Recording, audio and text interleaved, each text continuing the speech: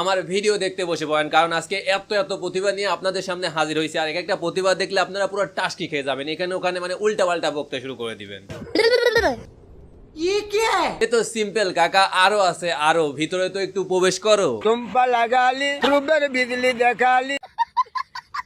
তো কোথায় আমার সৈন্যবাহিনীরা, প্লিজ কাম হিয়ার। আজকে আমি আবারও চলে আসছি শুধুমাত্র তোমাদের জন্য খুবই মশলাদার কুরকুরে একটা ভিডিও নিয়ে। হ্যাঁ, মশলা দিছি পিওর, মজা পাই বাসিও। তো শুরু করা যাক। নামাজ বাদ দিও না বন্ধু, এপারের চেয়ে ওপারের জীবন বেশি সুন্দর। আসসালামু আলাইকুম, this is Farabi and welcome to another episode of Patla Pratibha. আজকের এপিসোডেও এমন কিছু প্রতিভাবান ব্যক্তিদের দেখানো হবে যাদের প্রতিভা দেখলে আপনারা বলতে বাধ্য হবেন,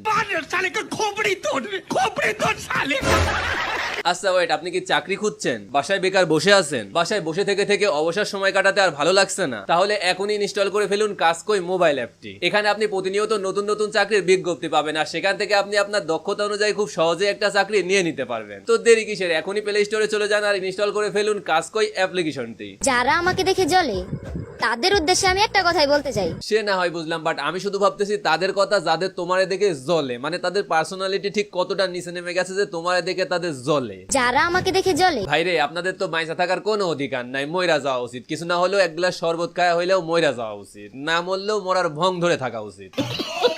না, আপনারা একটাবার চিন্তা করে দেখেন, একজন টিকটকারকে দেখে আপনাদের জ্বলে, মানে তাহলে আপনাদের লেভেলটা ঠিক কতটা নিচে নেমে গেছে একবার ভাবছেন? তাদের উদ্দেশ্যে আমি একটা কথাই বলতে চাই। আপনারা যদি বাংলাদেশের কথাই বিবেচনা করেন